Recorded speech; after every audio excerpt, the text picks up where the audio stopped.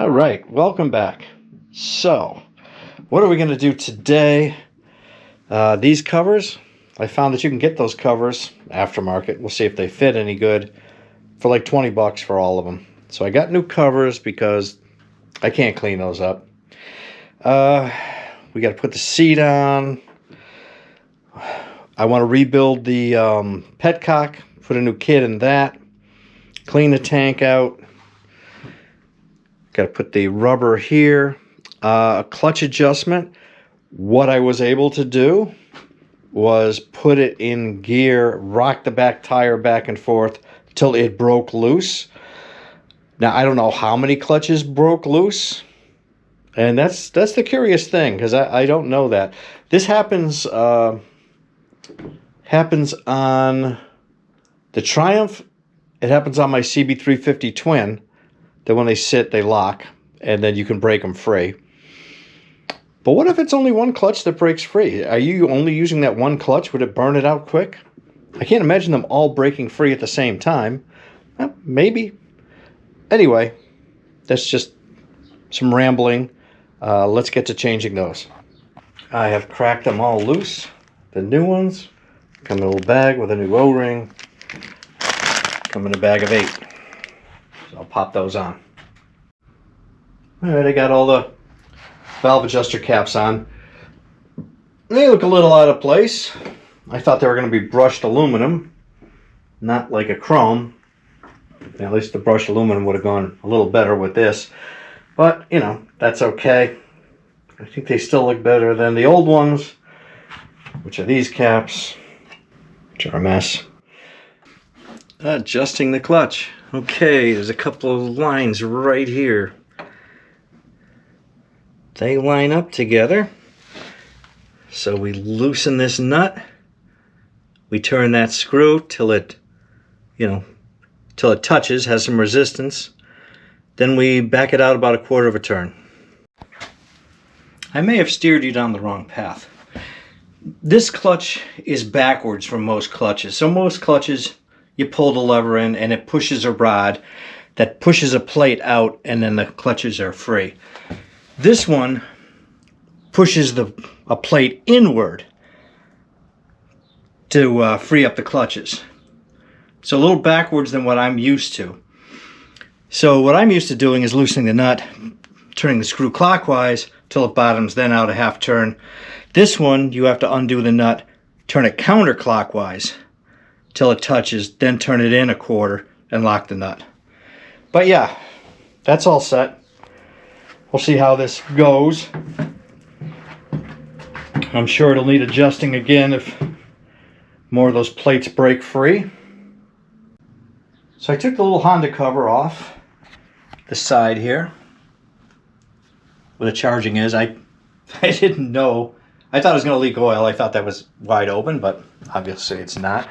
And because this thing is so beat up, I'm going to see if there's something I can do. Clean it up, paint it up a little, make it look a little better than it does.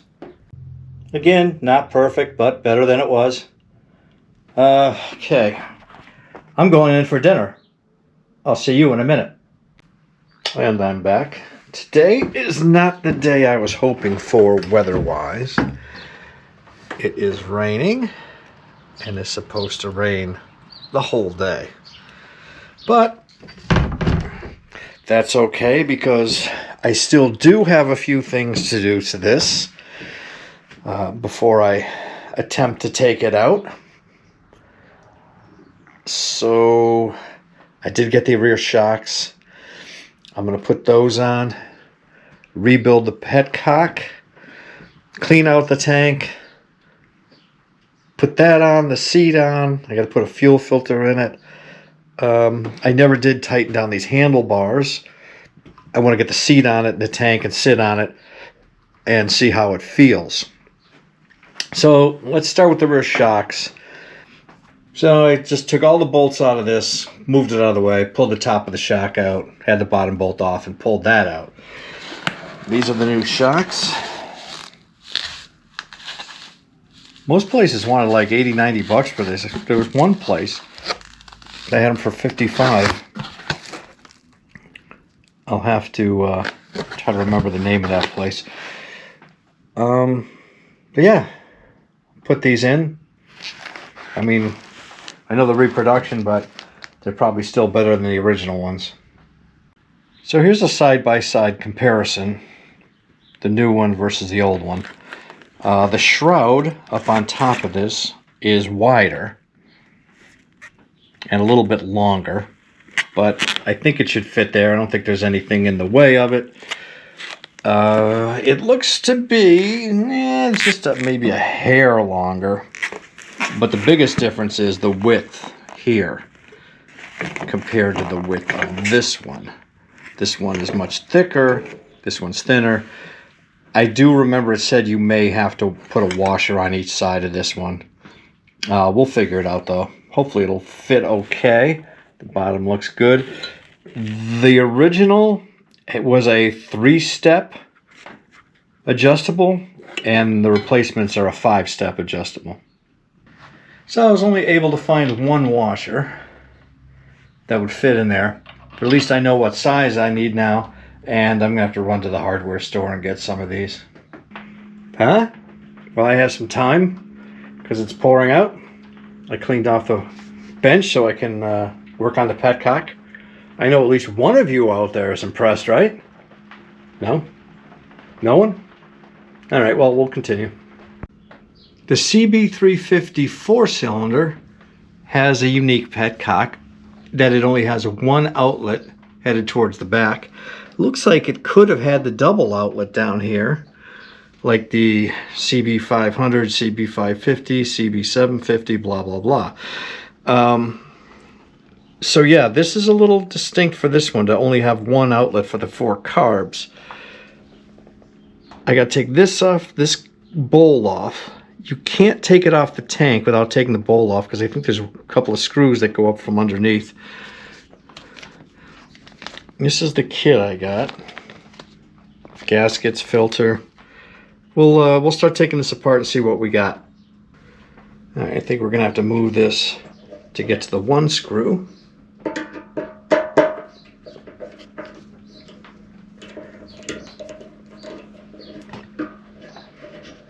And the remaining screw on this side.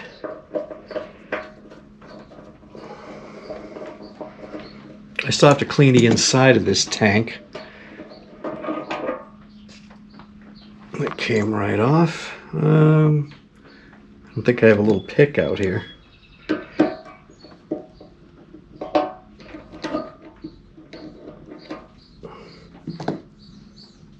I think that's supposed to be pliable. Take this bowl off. I don't think there's anything in this carburetor, or there has been in this tank. I don't think there has been. Yeah, it's a little crappy in there. Have to clean that out. I'm sure the screen is up in there. Yes, it is.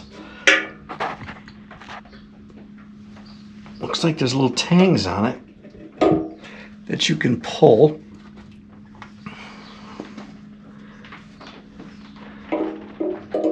Oh, I'll probably have to get this gasket out first. There we go.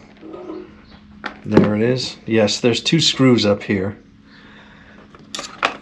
Hopefully our kit came with the gasket, whatever gasket we need to seal this. Not very tight. I guess it doesn't have to be.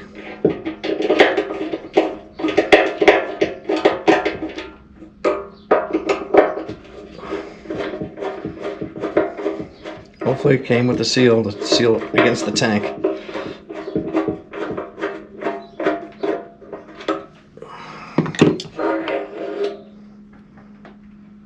Maybe. I mean, it came with seals, so maybe one of them will fit that shape. All right. I'm going to take some carb cleaner and blast out all these passages. And clean out this float bowl too, with the little sediment it's got in there. So not great news. You probably see there's a hole in this bowl right there. See right through it. This sprayed out okay. All the passages were pretty clean. But now I got to go on the hunt for one of these.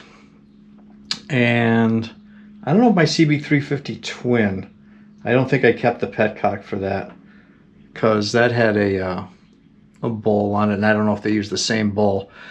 All right, well, got to go look for that. Meanwhile, I can continue, you know, working on this. All right. Okay, put the new gasket in here. And this one, by the way, is very flexible. It appears it doesn't have to be oriented in any special way. Just as long as those passages let it go through. This moves. Now we'll work down here. Because I can still put this back on the bike. Back on the tank, and then the tank back on the bike. I'm going to switch these washers. Because yes, there are some rust on these washers. I don't know why they weren't stainless. There is still one mystery gasket that came with this kit, which is this one.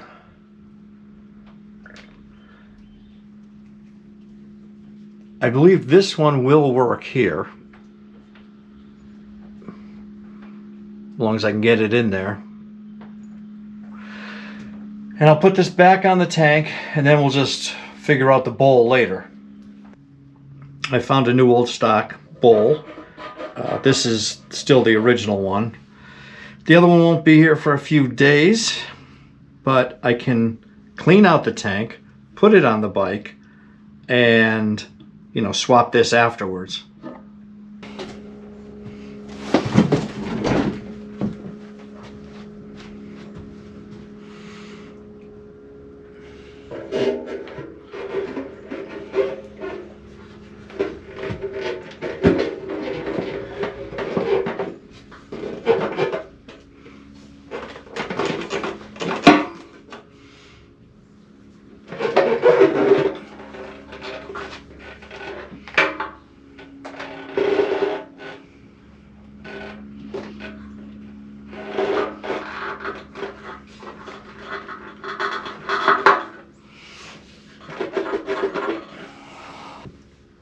All right, let's figure out how to put a fuel filter in here and hook this up.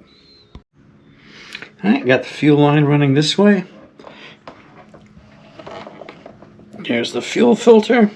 You can stuff that up under here. Yeah, if the fuel lines came down here, I don't know if that would work. It definitely had its own design to keep that away from the carbs. All right. Seat next. Still have to adjust the chain and all that, but that's going to be later.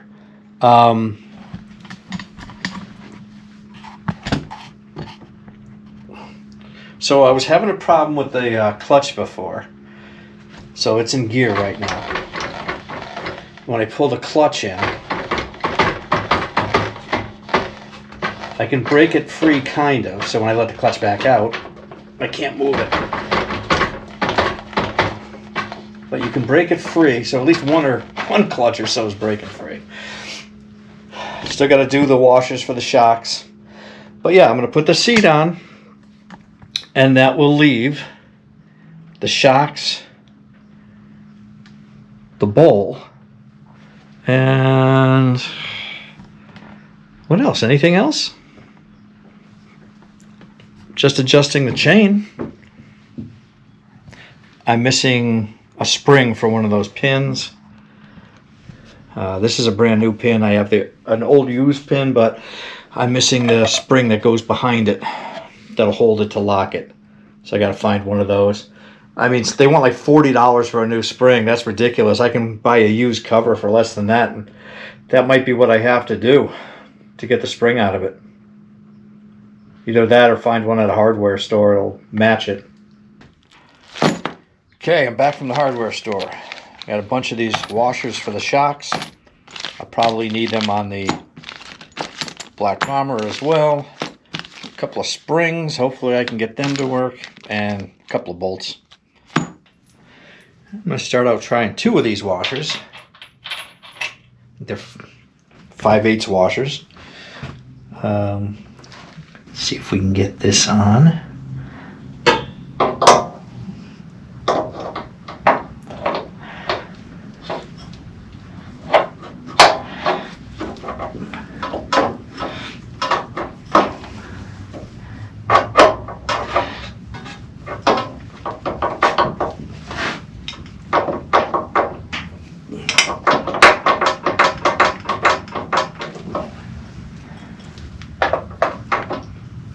Put some grease on there.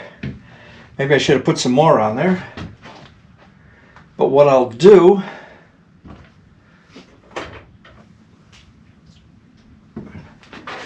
is I'll give it a tap. Yeah, 2 washers. 2 washers will do it.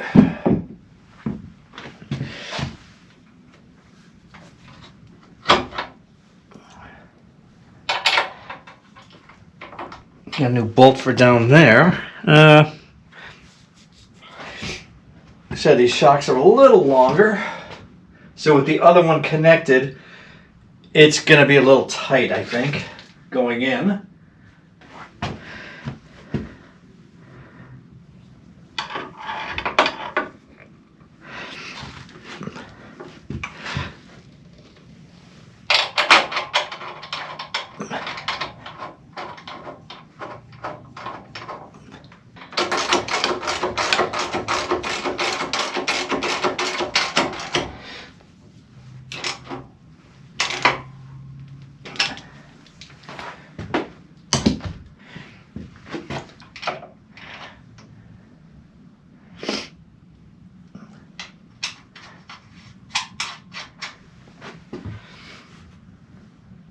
All right, let's do the other side.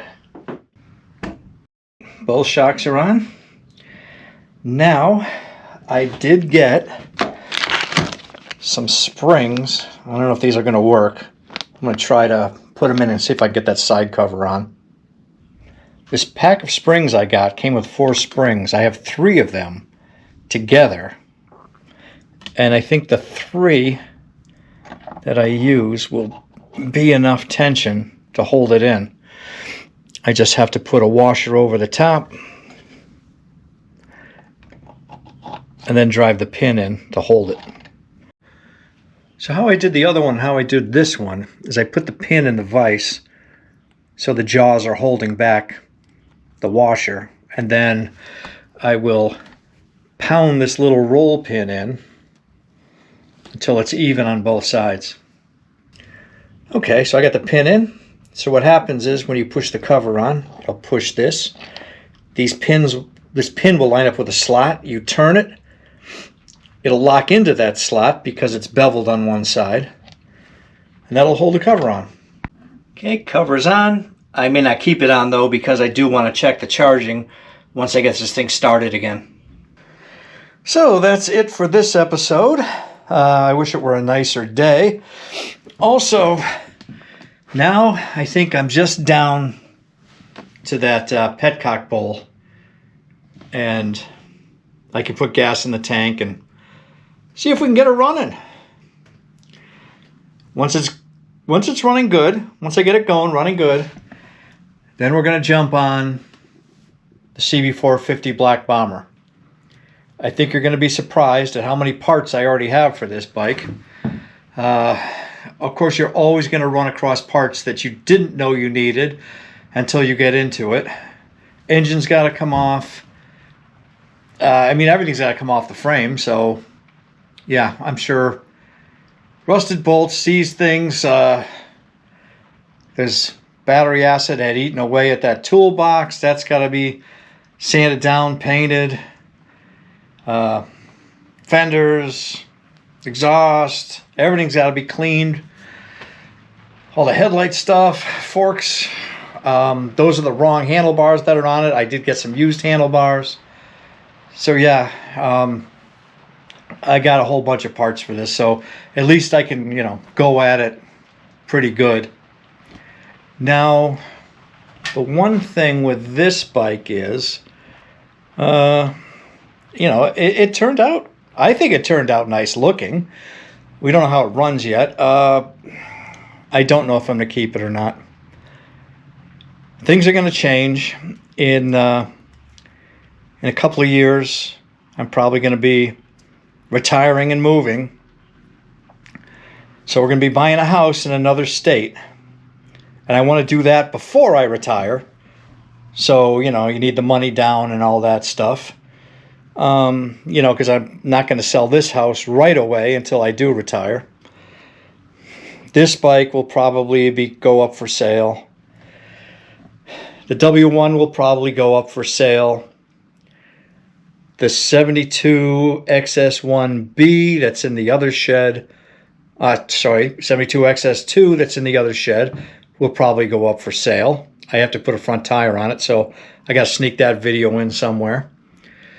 The 68 Triumph 650 will probably go up for sale. The bikes that I'm keeping will be the 72 CB350 Twin, the XS1 Yamaha, the XS1B Yamaha. I don't know about this bike yet. This may be a keeper. We'll see. I mean, the less I have to transport down there and register and all that stuff, maybe the better. So that's where I'm going to leave this one. Thank you very much for watching. Thanks for subscribing. And I know it was disappointing because I wanted to take this one for a ride. The weather, that bowl, didn't cooperate. But we're getting there. So take care, and I'll see you on the next one.